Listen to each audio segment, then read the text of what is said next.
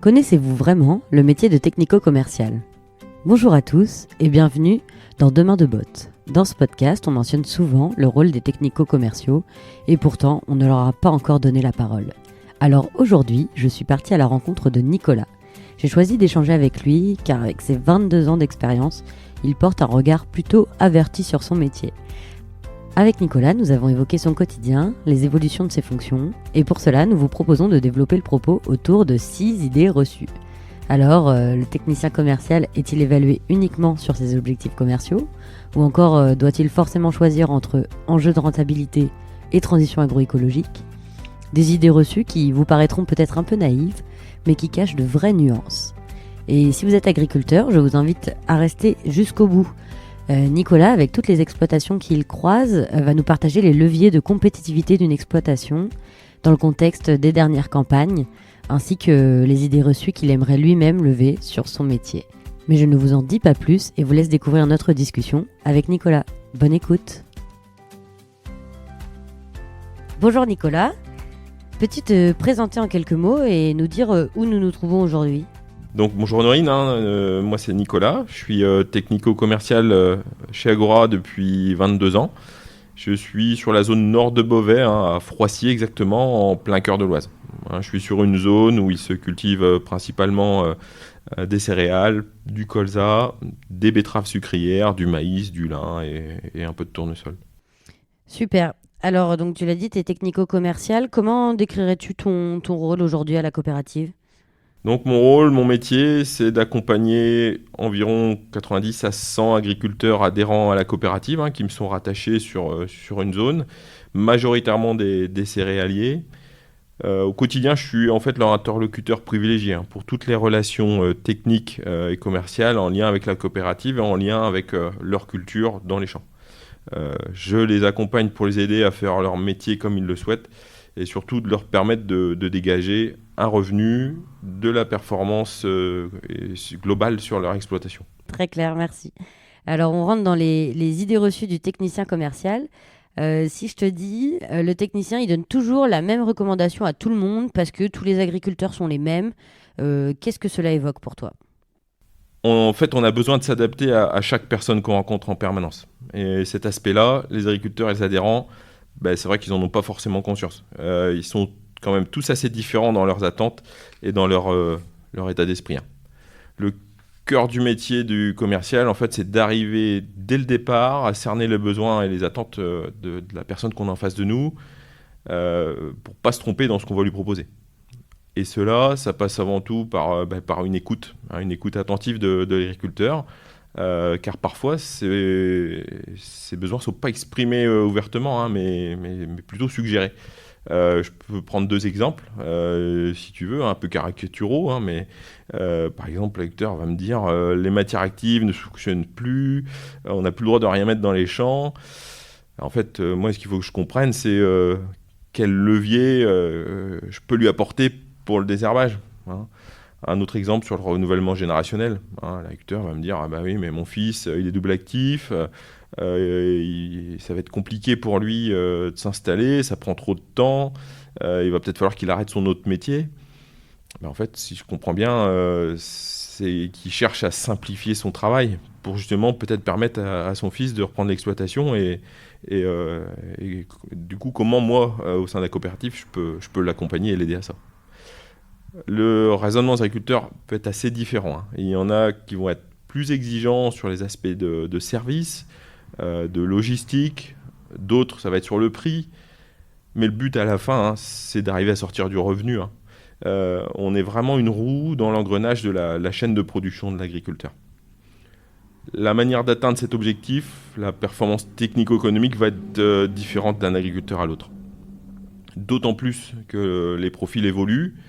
En 20 ans, c'est vrai que les connaissances des agriculteurs ont progressé. Aujourd'hui, je suis plus amené à échanger sur des aspects techniques et agronomiques, à confronter mes connaissances et mes idées avec les siennes, plus qu'à faire des prescriptions proprement dit. Je suis souvent appelé pour donner mon avis sur un choix technique et surtout renseigner les agriculteurs sur la partie réglementaire, qui prend vraiment de plus en plus d'importance.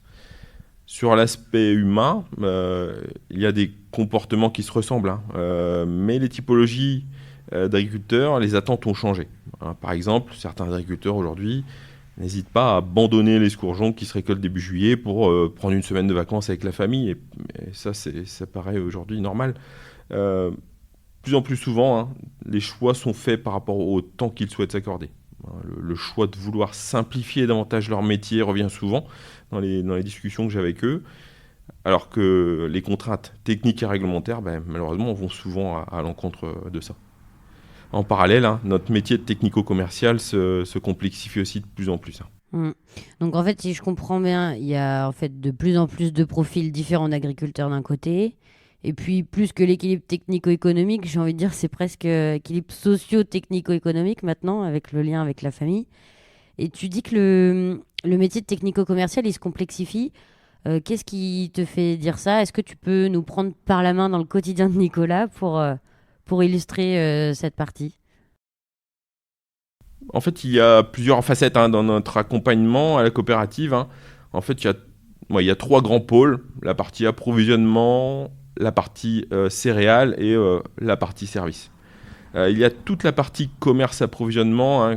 Qui dit commerce dit SAV, service après-vente. Il faut qu'on soit là aussi pour la bonne utilisation des solutions qu'on a proposées à nos agriculteurs.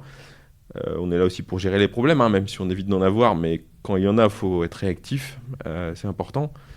Après, il y a aussi toute la partie collecte des céréales, achat des productions auprès de nos agriculteurs. Une part importante aussi, je le disais tout à l'heure, mais l'appui réglementaire des agriculteurs sur les aspects environnementaux, les produits de santé végétale, la fertilisation, la réglementation PAC, c'est très important. Parfois, ils ont du mal à avoir les réponses auprès des organismes intéressés. Donc nous, en tant que relais terrain, on est quand même leur interlocuteur régulier et privilégié. On a besoin d'être assez précis dans les réponses qu'on va leur amener. Et enfin, il y a la partie outils d'aide à la décision, services digitaux, qu'on développe beaucoup au sein de la coopérative, qu'on propose à nos adhérents selon leurs besoins. Ça peut justement venir leur simplifier ces aspects réglementaires, les aider au niveau des décisions à prendre au sein de leur exploitation. Le but de ces outils, c'est vraiment d'amener à l'agriculteur des éléments supplémentaires pour alimenter sa prise de décision. Il doit être beaucoup plus précis avec ça. Il peut raisonner ses interventions à la parcelle. Le but derrière ça, c'est gagner du temps et forcément de la rentabilité. Ça peut être par des économies d'intrants, mais ça aussi, des fois, l'amélioration du rendement qui va améliorer la marge et le revenu. En fait, on est plutôt des techniciens généralistes, avec un très grand nombre d'offres à porter à nos agriculteurs. On ne peut pas donc parler de tout à tout le monde, donc d'où l'intérêt du questionnement et de l'écoute, qui est vraiment la base de notre métier. D'ailleurs, on vient de publier un livret Appro et Services qui synthétise tout ce qu'on propose, et ça permettra à l'agriculteur aussi d'avoir accès vraiment à tout ce qu'on a au catalogue. Oui, tout à fait. Merci d'avoir un peu approfondi cette partie-là. Donc plein de sujets. Ça m'amène à ma deuxième idée reçue. C'est est-ce que le technicien il a réponse à tout le temps? Est-ce que c'est vrai ça? Alors, on imagine peut-être que le technicien, c'est un sorte d'expert global, capable de répondre instantanément à toutes les questions techniques, réglementaires, économiques. Peut-être parce que l'agriculteur pense qu'il pose toujours les mêmes questions, mais en fait, en réalité, c'est plus nuancé que ça. En fait, nous, on doit être en veille constante. On doit se former, échanger, croiser les sources, tout en restant connecté au terrain et aux réalités de nos agriculteurs et de leur exploitation. Pour cela, on rencontre régulièrement l'ensemble de nos fournisseurs, qui sont les premiers quand même à nous amener des éléments de connaissances sur les différentes solutions qu'on porte. Et puis en interne, il y a le pôle agroécologie d'Agora, et nos techniciens, notamment agro-environnementaux, qui sont sur le terrain avec nous et qui viennent en appui. Bien sûr, on s'informe dans la presse, les réseaux sociaux. On a aussi fait régulièrement des formations sur l'agroécologie au sein de la coopérative. En fait, c'est une formation permanente. Toutes les semaines, il y a un changement réglementaire sur les produits phytosanitaires. On a beaucoup de questions aussi sur leur utilisation, la réglementation qui est attachée. C'est tellement complexe que les agriculteurs sont parfois un peu perdus et ont vraiment besoin d'être accompagnés. Moi, j'utilise des outils, notamment un outil qui me sert régulièrement. C'est une petite application qui s'appelle Phytoscan, qui permet vraiment de vérifier la réglementation des produits. Ça me permet de me sécuriser et d'allier la technique et la réglementaire quand je propose des solutions aux adhérents. Et le fait d'échanger avec les agriculteurs régulièrement, de se rendre dans les champs en plaine, ça permet de sentir justement le terrain, d'anticiper certains risques sanitaires, de ravageurs des cultures, de cerner aussi les besoins de l'agriculteur à l'instant T et ceux aussi à venir. Oui, tu nous parles d'anticiper, de sentir le terrain. Je vois que c'est important. Pour que ce soit plus clair, peut-être tu peux nous expliquer un peu à quoi ça vous sert de faire ça. Alors, à notre niveau, ça va nous permettre de mieux gérer et anticiper l'approvisionnement de nos dépôts. On est vraiment dans le pratico-pratique. C'est important pour nous d'anticiper le besoin de l'agriculteur pour la semaine suivante, car si on a pressenti un risque sur une maladie, un ravageur ou une carence particulière, il faut aussi anticiper l'approvisionnement de nos dépôts. Donc en amont, il faut aussi forcément qu'à l'achat, toute la chaîne de valeur ait anticipé le besoin de l'agriculteur. C'est vraiment une chaîne. Si tout le monde a bien anticipé, tout se passe bien. Mais en même temps, il faut anticiper avec justesse, parce que l'agriculteur ne se rend pas toujours compte de cet aspect gestion des stocks. C'est toujours un équilibre à trouver. Ça peut nous mettre en risque sur certains produits, parce qu'on l'a déjà vu, du jour au lendemain, un produit peut s'arrêter subitement suite à une évolution réglementaire. Et ces aspects stock, au final, ça va impacter le résultat de la coopérative, mais ça va aussi indirectement impacter l'agriculteur qui est adhérent et actionnaire de la coopérative. Notre rôle, c'est de supporter cette gestion du risque, de sécuriser l'approvisionnement de nos adhérents. Et c'est vrai qu'en tant que coopérative agricole, on s'attache vraiment tout particulièrement à cet aspect. Là, en ce moment, on est au tout début de la prochaine campagne 2026. Donc on est en octobre 2025. Si je ne me trompe pas, les adhérents sont en train de semer en ce moment.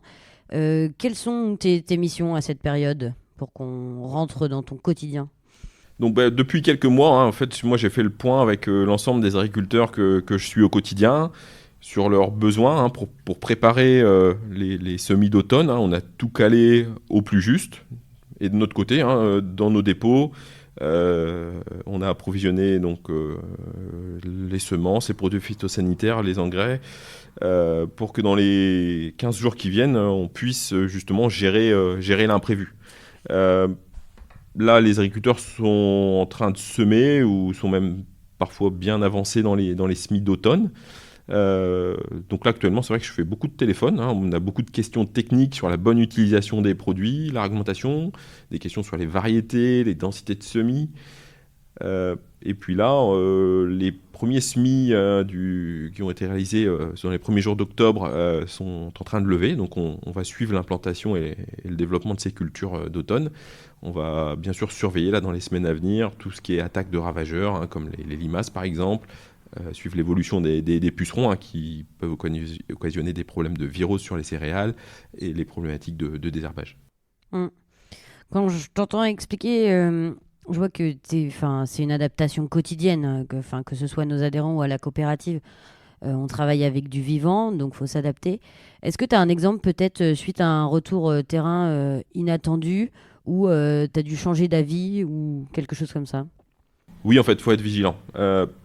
C'est déjà arrivé, parfois à l'espace d'un week-end, une problématique comme celle des limaces, par exemple, sur céréales, peut brusquement s'aggraver. J'ai déjà eu le cas. Le vendredi, aucune pression, tout va bien, les parcelles sont saines. Et le lundi, suite à un week-end pluvieux, des gros dégâts sont apparus et en 2 jours seulement, la situation peut complètement basculer. Oui, donc là, on est bien rentré dans ton quotidien. On voit tous les sujets qu'il y a à gérer pour accompagner tous les agriculteurs. Donc ça, c'est plutôt sur du temps court. Après, il y a des agriculteurs que tu as aussi depuis longtemps, donc sur un temps un peu plus long. En ce moment, on entend beaucoup parler de transition agroécologique. Ça m'amène à ma 3e idée reçue. Est-ce que le technicien commercial, il doit choisir finalement entre enjeux de rentabilité ou de porter en fait cette transition agroécologique ? Toi, tu vis ça comment au quotidien sur le terrain ? Alors, les deux ne sont pas antinomiques, hein. C'est vrai que des solutions, on en a de moins en moins. Avec la réglementation de plus en plus stricte, les solutions viendront de toute manière plus de leviers agronomiques que de solutions chimiques. Ça, on le sait pour l'avenir. Par exemple, sur le désherbage, il n'y a pas de solution magique, hein. Avec le salissement des parcelles en graminées, régravulpin, il faut vraiment raisonner système global et non pas raisonner à la culture. Aujourd'hui, la compétence du technico-commercial et l'attente de résultats de l'agriculteur est importante et légitime. Sur le désherbage, c'est particulièrement vrai, hein. C'est visible, hein, une parcelle sale. Ça ne nous plaît pas quand certaines... Et on est certainement un peu plus challengé sur le résultat car c'est visuel, mais c'est aussi là où c'est le plus complexe, hein, d'avoir du résultat sans justement avoir une approche globale. Et malheureusement, c'est pas un problème, on met une solution en face, hein. C'est beaucoup plus compliqué que ça. En fait, pour cela, on se forme, hein, on développe nos connaissances en permanence. Euh, et c'est vrai que le changement de modèle, on peut l'impulser au fond à l'agriculteur, mais c'est quand même lui, hein, qui est maître de la décision. La décision de transition, de toute manière, est pour moi plus compliquée à mettre en place quand on est dans un contexte économique difficile, hein, quand le revenu est au cœur justement de chaque décision, que la marge de manœuvre est faible, on ne veut pas prendre de risques, hein. Le changement de modèle, en fait, c'est quelque chose de nouveau, hein, pour l'agriculteur. C'est vraiment quelque chose qui va se faire sur la durée. On a plus de risques de se tromper et de faire des erreurs dans ces situations-là. Dans les prochains mois, voire campagne, je pense qu'on va être plutôt dégradé économiquement, hein. Aujourd'hui, l'orientation des marchés des céréales est plutôt baissière. Et je crains vraiment que les agriculteurs reviennent aux fondamentaux dans ce contexte. Le contexte économie, ça va jouer sur les évolutions de modèles, hein, et les changements qui peuvent être impulsés. Et notre rôle, nous, à la coopérative, c'est vraiment de limiter ces risques liés à la transition, par vraiment une approche environnementale, économiquement viable.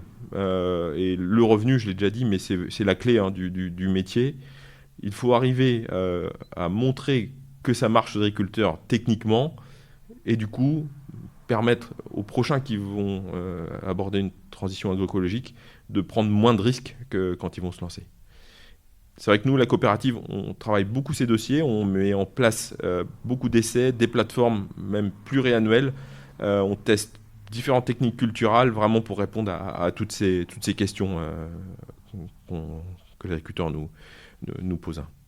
Ça, c'est vraiment des outils que les adhérents ils peuvent utiliser quand on présente les résultats d'essais en réunion ou sous forme de catalogue technique. C'est une source d'information qui est assez large. Tu parles de l'exigence des adhérents qui est importante et légitime, c'est vrai. J'ai une autre idée reçue que j'avais dans mon chapeau. J'avais prévu de la poser un peu plus tard dans le podcast, mais là, on a une belle transition. Si les agriculteurs sont exigeants avec leur coopérative, selon toi, est-ce que c'est parce qu'ils sont de moins en moins coopérateurs que parfois leurs grands-parents ou leurs arrière-grands-parents qui, eux, avaient créé les coopératives? Alors, je ne sais pas si avant ils étaient moins exigeants ou s'ils géraient les mêmes risques, hein. Je ne sais pas non plus s'ils sont moins coopérateurs, mais on peut se poser la question qu'est-ce qu'un coopérateur, hein. Je te retourne la question, Norine. Moi, selon mon regard, l'agriculteur coopérateur, c'est celui qui réfléchit, qui va comprendre les contraintes réciproques et de nous, de la filière, qui va s'engager dans un partenariat et qui va jouer le jeu du mutualisme. Et surtout, c'est quelqu'un qui va ressentir les avantages liés à la coopération. L'agriculteur exigeant, d'un autre côté, ça va nous challenger aussi, hein. Bien sûr, on accepte la critique, hein, quand elle est constructive, ça nous permet de nous améliorer. D'ailleurs, pour moi, les personnes qui jouent le jeu du collectif en ressentant les bénéfices individuels, c'est vraiment la meilleure manière de créer du positif pour tout le monde, hein. C'est vraiment la relation gagnant-gagnant. Intéressant, merci. Une autre idée reçue, un peu rentre dedans, j'ai envie de dire, c'est exprès pour l'exercice du podcast, je te préviens. L'idée reçue, c'est les techniciens n'utilisent pas le digital car ils craignent d'être remplacés par lui. Qu'est-ce que tu en penses?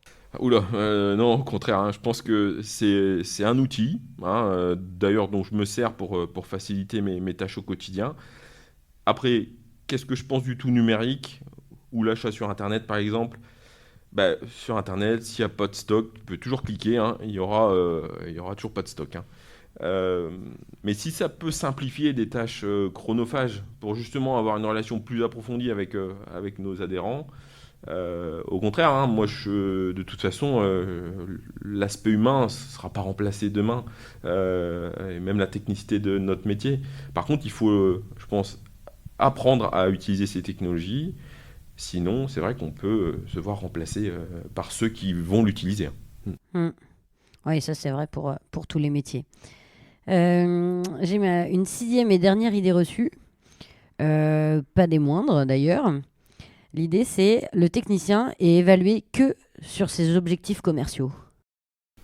Alors, bon, c'est un peu plus compliqué que ça, hein. Le technicien, en fait, on a un rôle de stratège, hein, dans le sens où c'est stratégique de savoir quelle offre va aller mieux à tel ou tel agriculteur et à tel ou tel besoin.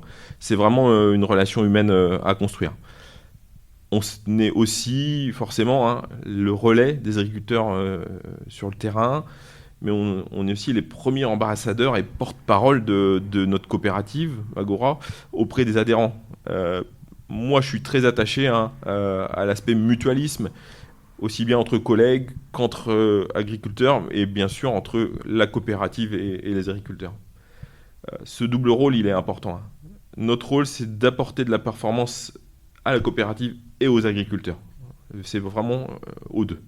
On est là pour faire vivre cet outil qui leur appartient, hein. C'est les premiers actionnaires, c'est les agriculteurs. Donc oui, on porte l'image de la coopérative, mais on le fait en étant à l'écoute du terrain. Et pour assurer cette transversalité, je fais en sorte toujours de remonter régulièrement mon ressenti auprès de mes responsables, de mes managers de chaque activité. Pour moi, c'est important aussi, hein. Donc non, c'est pas que de l'objectif commercial, c'est justement la dimension humaine qui permet de mettre en œuvre une stratégie adaptée, pertinente, équitable. Le lien de confiance qu'on entretient avec nos adhérents, c'est ce qui nous permet vraiment de comprendre leurs besoins réels, hein, avec leurs contraintes et leurs ambitions. Être stratège, c'est pas appliquer une recette toute faite, hein, c'est adapter vraiment les solutions à chaque situation en tenant compte de l'humain, et dans une coopérative, c'est encore plus fort, hein, de par l'actionnariat de nos adhérents et agriculteurs. En fait, notre rôle, c'est de faire vivre cette relation, de la nourrir au quotidien, veiller à ce que les décisions prises soient bénéfiques à la fois individuellement, mais aussi collectivement. Hein, c'est là qu'on retrouve vraiment le principe d'équité qui nous est cher. Chacun est accompagné selon son besoin, mais dans un cadre commun en fait. Merci beaucoup Nicolas. Alors avant de passer à mes questions signatures qu'on a dans chaque épisode, tu l'as dit un peu tout à l'heure quand on parlait de transition, les exploitations elles évoluent dans un contexte économique compliqué en ce moment, hein, on va pas le nier, entre charges, produits. Toi qui vois beaucoup d'exploitations au quotidien, quels sont les leviers de compétitivité pour un agriculteur aujourd'hui? Quelle stratégie il peut adopter, lui, en tant que chef d'exploitation? Alors je pense que avec la campagne qui nous attend, il va ne pas falloir confondre baisse des charges et retour sur investissement. Hein, je m'explique. On va plutôt être dans une recherche de sécuriser un objectif de production que vraiment de chercher les solutions les moins chères. Le but, ça va être vraiment de trouver les solutions les plus performantes pour tenir sur vraiment du pluriannuel. Oui, très clair. Alors, Nicolas, on a partagé plein de choses et donc je passe aux questions signatures que je mentionnais. Si tu devais donner un conseil à un jeune qui s'intéresse soit au secteur agricole, soit qui s'apprête peut-être à être technicien commercial, qui sait, quels seraient les conseils de Nicolas? Alors, moi, mon conseil, si des jeunes nous écoutent et qui s'intéressent au métier de technico-commercial, je leur dirais de jamais négliger la dimension humaine du métier, hein. C'est sûr, c'est important, hein, de maîtriser son produit. Ça, c'est incontournable en tant que commercial, technicien, mais c'est surtout savoir écouter l'agriculteur, comprendre ses attentes et surtout créer une relation de confiance. Ça, c'est essentiel. Et il faut aussi être rigoureux. Il faut savoir s'adapter, apprendre à gérer la pression, parfois, entre toutes les missions, les déplacements, les imprévus. On a quand même besoin d'être organisé et avoir un certain sang-froid. Et surtout, faut être honnête et transparent. Dans le monde agricole, la crédibilité, ça se construit vraiment dans le temps. Alors, un métier qui a l'air passionnant. Et là, maintenant, je vais te demander quelle idée reçue, c'est à ton tour, pour ceux qui suivent, quelle idée reçue sur l'agriculture ou sur ton métier aimerais-tu lever ? Alors, c'est vrai que notre métier technico-commercial, il y a le mot commercial. Et je pense que c'est important de démystifier ce mot. On n'est pas des vendeurs. On est là vraiment pour avoir une relation de professionnel à professionnel. Et vraiment, on est acteur de la marge de l'agriculteur. On est là vraiment pour lui amener de la valeur ajoutée. Troisième question, qu'est-ce qui te rend fier dans ton métier aujourd'hui ? Tout simplement, c'est d'arriver à résoudre des problèmes complexes et vraiment d'apporter des solutions concrètes aux agriculteurs que je vais suivre tout au long de l'année. Le dernier invité du podcast, qui était Luc, t'a posé une question. Et cette question, c'est comment tu vois le futur ? Comment tu vois l'évolution du métier ? Alors, du coup, dans ton cas, le métier de technicien commercial dans les prochaines années. Et quelles idées tu peux avancer au public ou à d'autres personnes pour attirer du monde et attirer des jeunes vers ce métier ? Alors, c'est jamais facile de se projeter.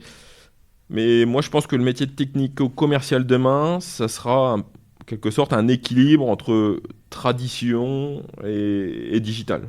Pourtant, je suis quelqu'un de passionné par les nouvelles technologies, la vente en ligne, les outils numériques. Je pense que ça va nous amener des nouvelles possibilités, une meilleure connaissance de nos agriculteurs. L'intelligence artificielle demain, je pense que ça va nous aider dans nos décisions, dans nos diagnostics. Mais tout ça, ça ne pourra pas aller sans garder cette part de relationnel. On ne pourra jamais être tout numérique. Je pense que l'aspect humain et social, c'est vraiment essentiel, et encore plus dans le milieu agricole. Nos agriculteurs sont quand même très exposés à la solitude du milieu rural. C'est ce qui est pour moi vraiment un point fort de notre métier. Et du coup, à ton tour, est-ce que tu as une question à poser à notre prochain invité qui sera agriculteur ou agricultrice ? Alors, oui, moi, ma question, c'est vrai qu'aujourd'hui, il y a de moins en moins de jeunes qui s'installent. Et je voulais lui demander, en tant qu'agriculteur, pourquoi, pour lui, de moins en moins de jeunes reprennent des exploitations agricoles. Et forcément, que pense-t-il de l'agrandissement des exploitations et par la même occasion de l'agrandissement des coopératives ? Donc j'aimerais bien avoir son avis sur ce sujet. Est-ce que tu as un dernier message à transmettre à nos auditeurs qui peut-être te tient à cœur avant de clôturer cet épisode ? En tant que relais terrain, c'est vrai qu'il est parfois assez difficile d'avoir toute la pédagogie nécessaire pour expliquer les nuances et la complexité des filières. Donc moi, j'invite nos agriculteurs à venir aussi aux réunions de fin d'année pour échanger et être vraiment dans cette relation gagnant-gagnant. Super, c'est ce qu'on retiendra. Merci beaucoup Nicolas. Merci Honorine. À bientôt.